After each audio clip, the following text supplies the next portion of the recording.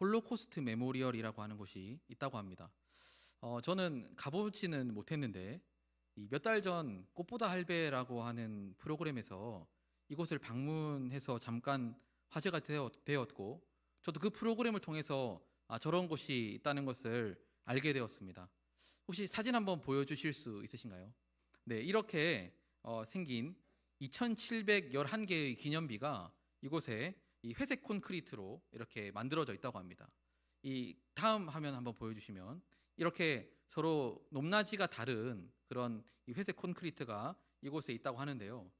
이 자리에 이런 이 콘크리트 구조물이 있는 이유는 이 독일인들이 2차 세계대전의 나치의 잔인하고 끔찍한 이 학살로 목숨을 잃은 그 유대인들을 추모하기 위해서 만든 기념비라고 합니다. 2차 세계대전 당시에 나치는 이 유대인들에게 정말 몹쓸 짓을 많이 했습니다. 수용소에 끌고 가기도 하고 또 수많은 사람들을 학살하고 또 죽였습니다. 우리는 역사의 기록을 통해서 그 사실들을 알고 있기는 하지만 그 일이 또 그렇게 잘 와닿지는 않는 것 같습니다. 그런데 이러한 기념물을 통해서 우리는 다시 한번 그 일을 기억하게 되고 또 그곳에 방문한 사람들은 이 회색 콘크리트 사이를 지나면서 당시의 유대인들이 느꼈을 외로움과 고통을 잠시나마 느낄 수 있다고 합니다.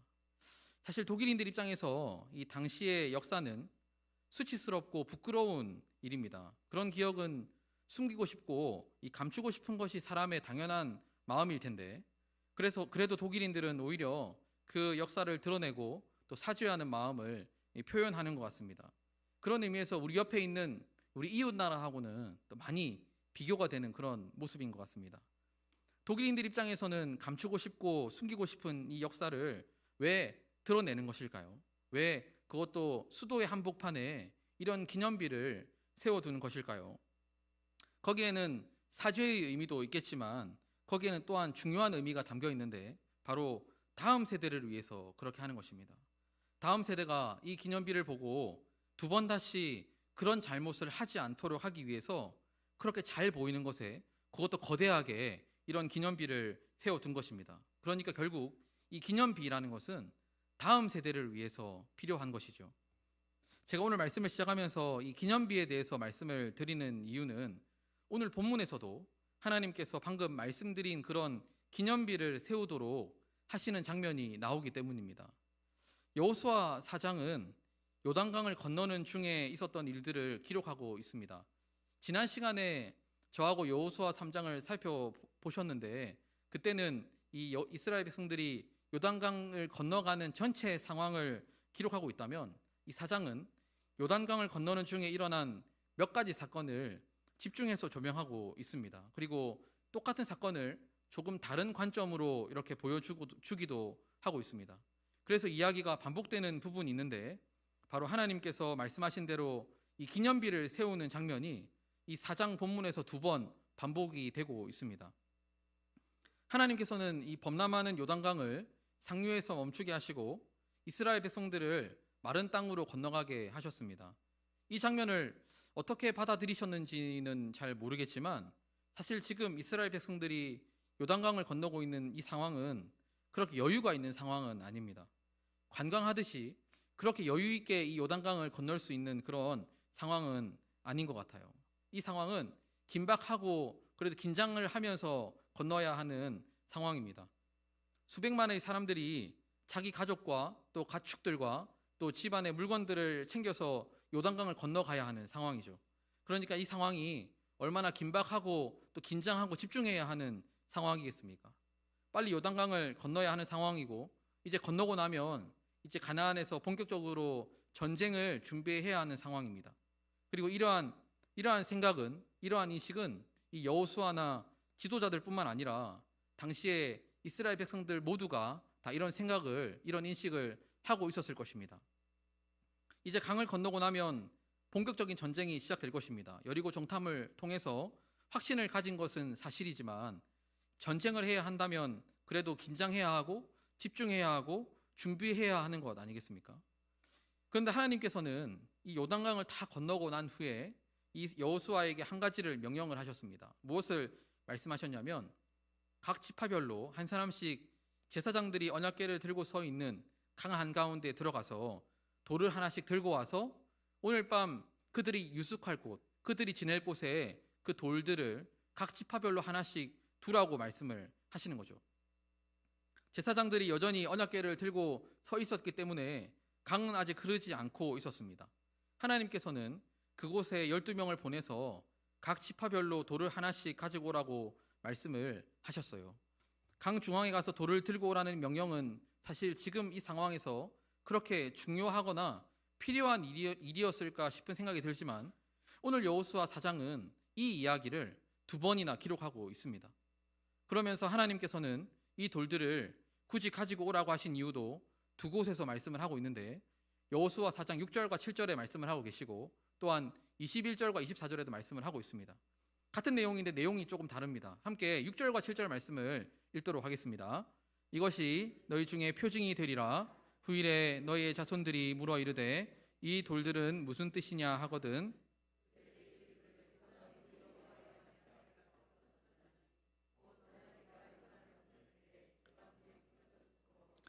돌들이 이스라엘 자손에게 영원히 기념이 되리라 하니라. 아멘. 이 말씀에서 하나님께서 각 지파별로 돌을 하나씩 가지고 와서 그곳에 세워두라고 하신 이유가 무엇인가요? 하나님께서 이스라엘 백성들에게 이 돌들을 기념비로 그렇게 세워두라고 하신 이유가 무엇일까요? 누구 때문에 이 돌들을 세워두라고 하셨습니까?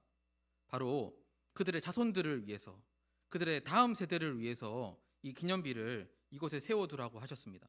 그렇다면 이 기념비를 세워두어야 하는 목적은 무엇일까요? 그들의 자손들, 다음 세대들이 하나님께서 행하신 일들을 기억하도록 하기 위해서 세워두라고 말씀을 하셨습니다. 시간이 많이 지나서 이제 지금 요단강을 멈추게 하신 하나님을 경험한 사람들은 다 죽고 그 다음 세대가 되었을 때도 그들이 여전히 하나님을 섬기고 하나님을 사랑하고 하나님께서 행하신 일들을 기억하도록 하기 위해서 하나님께서는 그곳에 12개의 돌들을 세워두라고 말씀을 하신 거죠. 지금 이곳에 요단강을 건너고 있는 이스라엘 백성들은 사실 하나님께서 홍해를 가르셨을 때 그때 그 상황을 보지 못한 사람들입니다. 여호수아와 갈렙을 제외한 나머지 이스라엘 백성들은 대부분 이 광야에서 태어난 2세대들이었습니다. 사실 그들은 하나님에 대해서 많이 알고 듣고 있었지만 그리고 하나님을 섬기고 있었지만 그리고 광야에서 그들을 인도하시고 함께 하시는 하나님을 보긴 했지만 어쩌면 그들에게 만나를 내려주시고 구름 기둥과 불 기둥으로 인도하셨던 그 하나님이 그들에게는 너무 당연한 하나님이었을지도 모르겠어요. 그냥 그들에게 그건 태어나면서부터 당연히 자기들이 받아 누렸던 것이기 때문에 그렇습니다. 그래서 어쩌면 그들은 하나님께서 살아계신다는 것도 알고 하나님이 함께 하신다는 것도 알고 하나님을 믿고 살아가야 된다는 것도 알고 있지만 정작 그들의 신앙 속에 그들의 삶 속에 살아계신 하나님의 능력을 경험하는 일들은 없었을지도 모릅니다. 그렇기 때문에 모세는 가나안을 앞에 둔 그들을 향해서 신명기의 말씀을 전한 것 아니겠습니까? 다시 한번 하나님의 말씀을 기억하고 다시 한번 하나님의 율법을 기억하고 하나님의 백성으로 살아가도록 하기 위해서 이 모세는 그 2세대들에게 이 신명기의 말씀으로 설교를 하는 것입니다. 하나님께서는 그런 그들에게 요단강을 멈추게 하시고 마른 땅을 건너서 가나안에 들어가게 하심으로 하나님의 역사와 능력을 경험하게 하셨습니다. 말로만 하는 그런 하나님이 아니라 진짜 능력을 베풀어 주시는 하나님을 이 세대들은 경험하게 되었습니다. 더 나아가서 이야기로만 들었던 홍해를 가르셔서 건너가게 하시고 그 홍해 속에 애굽의 군대를 다 수장시켰던 그 하나님을 그들은 이 요단강 사건을 통해서 직접 눈으로 경험하게 된 것이죠. 그들은 이제 가나안으로 들어가기 전 살아계신 하나님을 경험했고 만날 수 있었습니다. 그런 의미에서 지금 이 세대는 이 하나님의 능력을 경험하는 이 세대는 끝까지 하나님을 따라갈 것입니다. 이들은 하나님을 섬기며 그렇게 살아갈 것입니다. 왜냐하면 그들은 살아계신 하나님을 경험했기 때문에 그렇습니다. 이제 그들의 신앙은 더 이상 글로 배운 신앙이 아니고 듣기만 하는 신앙이 아니라 경험하고 체험한 신앙인이 되었기 때문입니다. 그런데 이 세대가 살아계신 하나님을 경험하고 있는 이 순간에도 하나님의 관심은 또한 다음 세대를 향하고 계셨습니다. 사실 하나님께서는 언제나 그 다음 세대에게 관심을 갖고 계시죠. 지금 이 세대만 바라보시지 않습니다. 지금 이 시대의 사람들만 예수 믿고 구원받으면 됐다고 말씀하지 않으세요. 항상 그 다음 세대가 똑같이 이 하나님을 섬기고 따르기를 원하십니다. 그래서 모세는 이 세대들에게 신명기의 말씀을 설교하면서 다음 세대를 바르게 세우고 자녀들을 바르게 교육해야 할 것을 그렇게 강조한 것이죠. 우리가 너무 잘 아는 말씀, 쉐마의 말씀, 신명기 6장에는 그 사실을 우리에게 너무 분명하고 명확하게 알려주고 있습니다. 하나님께서는 지금 요단강을 건너 이 약속의 땅 가나안으로 들어간 이스라엘 백성들의 다음 세대를 위해서 이곳에 기념비를 세워두도록 하셨습니다. 이제 길갈에 세워진 12개의 돌들은 이스라엘 백성들의 정체성을 보증해주는 표징, 징표가 되는 것입니다. 6절에 보면 이것이 너희 중에 표징이 되리라 말씀을 하셨어요. 본문에 나오는 표징이라는 단어는 이 진실성을 입증하는 물건이나 사건이라는 의미를 담은 단어입니다. 그렇다면 어떤 것을 증명하고 입증하는 것일까요? 이 돌들은 바로 그들이 누구인가, 그들의 정체성을 증명해주는 표징이 됩니다. 그러니까 이 돌들을 통해 요단강을 멈추게 하신 하나님을 기억함으로써, 그들을 가나안으로 인도하신 하나님에 대해 기억함으로써 그들은 하나님의 백성이고 믿음의 사람이고 하나님께서 택하신 사람들이라는 사실을 확인하게 되는 것이죠. 그들의 뿌리가 어디인가, 그들은 어디로부터 온 사람들인가, 그들의 정체성은 무엇인가를 이 돌들을 통해서 확인하게 되는 것입니다. 이제 이들이 살아가게 될 가나안은 결코 만만하지 않은 곳이죠. 가나안은 하나님께서 약속하신 땅이긴 하지만 그렇다고 이제 가나안에 들어가기만 하면 만사가 형통하고 아무런 문제도 생기지 않고 이제 배고플 일도 없고 어려움 당할 일도 없이 인생의 모든 문제가 다 해결되는 곳은 아니라는 겁니다. 이 약속의 땅 가나안은 그들이 정착해서 살아야 하지만 그곳에서 믿음의 삶을 살아가야 하는 곳이에요. 그들의 삶을 통해 이제는 살아계신 하나님을 증거하는 삶을 살아가야 하는 곳입니다. 이스라엘 백성들은 그곳에서 구별된 백성으로 거룩하게 살아가야 하고 그곳에 있는 이방 민족들과 열방에게 살아계신 하나님을 증거하는 삶을, 그런 믿음의 삶을 살아가야 하는 거죠. 그런 의미에서 이 가나안에서의 삶은 미션이 있는 삶입니다. 이 믿음의 삶을 살아가야 하는 거예요. 그러니까 그 일이 쉬운 일이 아니겠죠. 결코 만만한 일이 아닙니다. 세상 속에서 믿음을 지키는 일, 결코 만만하지 않은 일이라는 것, 여기 계신 우리 성도님들께서도 잘 알고 계시고 또 느끼고 계실 거라고 생각합니다. 가나안에서의 삶이 만만치 않은 이유는 단지 이 가나안 민족들이 싸움을 잘하고 전쟁을 잘하는 민족들이기 때문만은 아닙니다. 물론 그것은 사실이죠. 가나안 족속들은 덩치도 크고 싸움도 잘하는 그런 민족들입니다. 또한 당시 기준으로 이 최신식 무기를 갖고 있던 그런 민족들이기도 했습니다. 여호수아 17장 16절에는 그들이 이미 철병거를 갖고 있었다는 기록도 나옵니다. 그럼에도 사실 이것은 그렇게 크게 문제가 되는 것은 아니었어요. 전쟁은 하나님께서 승리하게 해주십니다. 전쟁은 여호와께 속한 것이기에 그들이 하나님과 동행할 때 하나님께서 승리하게 해주시는 거죠. 실제로 여호수아서는 그 믿음으로 살아가는 사람들의 승리에 대해서 기록하고 있습니다. 그들이 얼마나 강하든지 그들이 얼마나 많은 무기를 갖고 있든지 관계없이 하나님과 동행할 때 승리하는 삶을 살 수 있다는 것을 보여주고 있습니다. 그런데 더 큰 문제는 다른 곳에 있습니다. 가나안에서 살아가게 될 때 더 심각하고 곤란한 문제는 바로 그들의 정체성을 지키는 일이었습니다.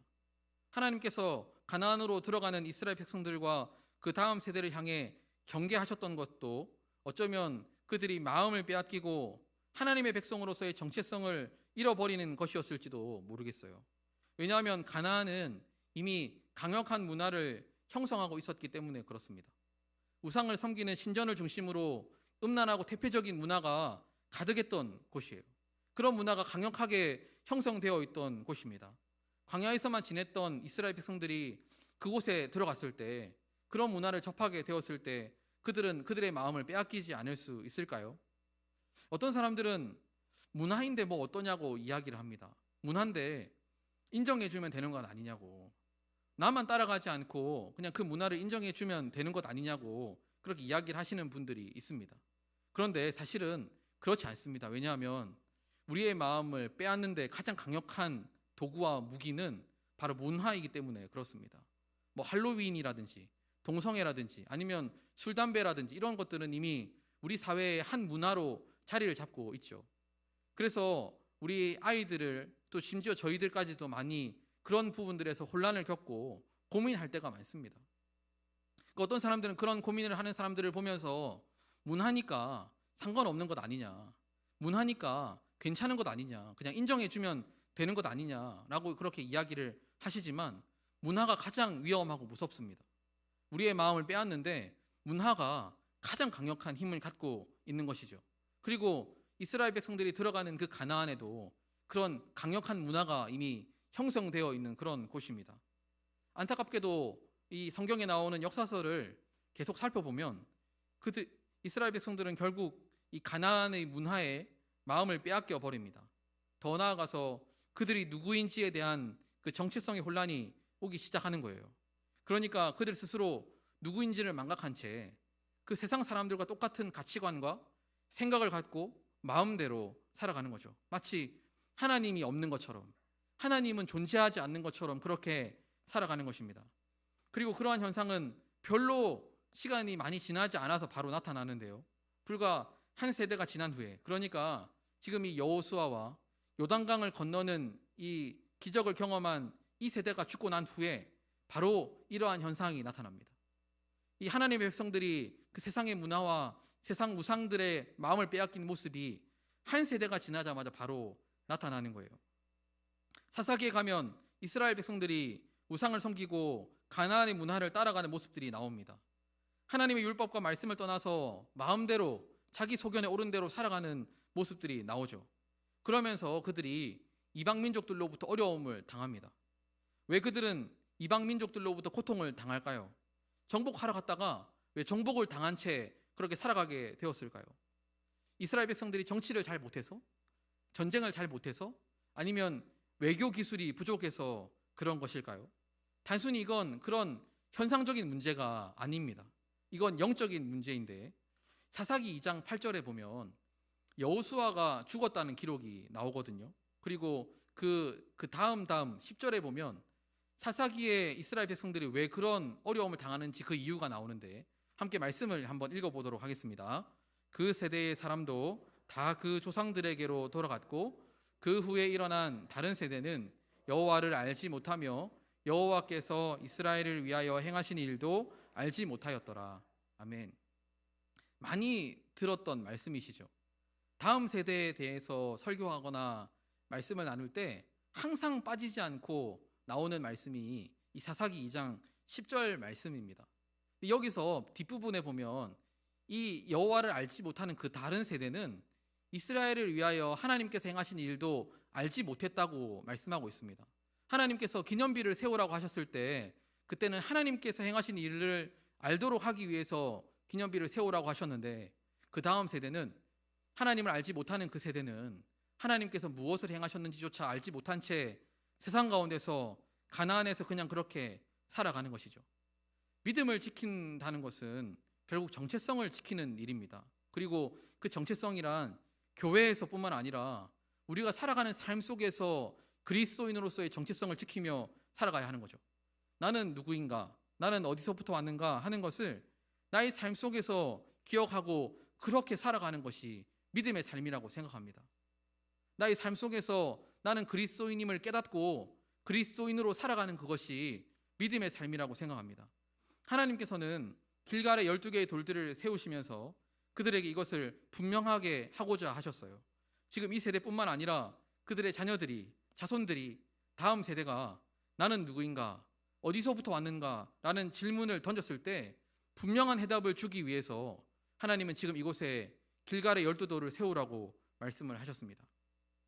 하나님께서 그들을 위해 어떤 일을 행하셨는지를 잊어버린 그 다음 세대는 다른 세대가 되었고 그들이 누구인지 어디서부터 왔는지 잊어버린 채 마치 처음부터 자기들도 가나안에서 살았던 사람들인 것처럼 죄악 가운데 살아가는 사람인 것처럼 그렇게 하나님의 백성으로서의 정체성을 잃어버린 채 살아가게 되는 것이죠.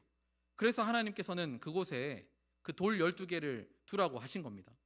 그들은 그냥 그 문화 속에서 죄악 가운데서 전혀 구별되지 않게 살아도 되는 그런 사람들이 아니라 하나님께서 특별히 사랑하셔서 구원하시고, 그래서 애굽에서 그들을 불러내시고 홍해를 건너가게 하시고 광야를 지나게 하시고 요단강을 마른 땅으로 건너가게 하신 하나님께서 택하신 사랑하시는 하나님의 백성임을 알도록 하기 위해서 하나님은 그곳에 그 기념비를 세워두도록 하셨던 거죠. 그렇다면 지금 이 시대는 어떤가요? 본문에 나오는 가나안의 시대와 문화와 지금의 우리가 살아가는 이 시대는 별로 다르지 않습니다. 지금 이 시대도 악한 세대이기 때문에 우리 아이들의 마음을 빼앗고, 그래서 그들의 정체성이 무엇인지를 잃어버린 채 살아가도록 만들고 있습니다. 그들이 그리스도인인지 하나님의 자녀인지 그걸 망각한 채 살아가도록 만드는 거예요. 세상의 마음을 빼앗기고 세속적인 가치관의 마음을 빼앗긴 아이들이, 그 아이들이 믿음을 지키고 살아가야 할 이유가 어디 있겠습니까? 그들 스스로가 누구인지를 모르는데, 그 아이들 스스로가 그리스도인이라는 정체성을 잃어버렸는데, 그 아이들이 믿음을 지키고 살아가는 것은 고사하고 교회를 나와야 할 이유도 알지 못하는 것입니다. 그래서 교회마다 지금 주일학교의 숫자가 줄고 학생들이 떠나고, 심지어 성도의 가정에서조차 자녀들이 학년이 높아지면 교회를 떠나고 주님을 떠납니다. 그리스도인으로서의 정체성이 없기 때문에 자기 스스로가 좋아 보이는 것을 선택한다는 것은, 하는 것은 어쩌면 너무 당연한 일 아닐까요? 하지만 우리 자녀들은 세상을 따라가야 할 아이들이 아닙니다. 우리 아이들은 세상 가운데서, 죄악 가운데서 하나님을 모른 채 살아가야 할 아이들이 아닙니다. 우리 아이들의 정체성은 무엇입니까? 우리 아이들의 정체성도 하나님께서 택하시고 사랑하시는 하나님의 백성들입니다. 우리 아이들도 그리스도인이에요. 그렇기 때문에 그 마음에 그 그리스도인으로서의 정체성을 갖고 살아가야 하는 겁니다. 그렇다면 이 우리 아이들을 위한 기념비는 무엇이어야 할까요? 굳이 우리까지 돌들을 세워둘 필요는 없을 것 같고, 주차할 데도 없으니까 돌까지 세울 곳은 없을 것 같고, 지금 우리를 한번 생각해 보면 우리의 믿음의 기념비는 무엇일까?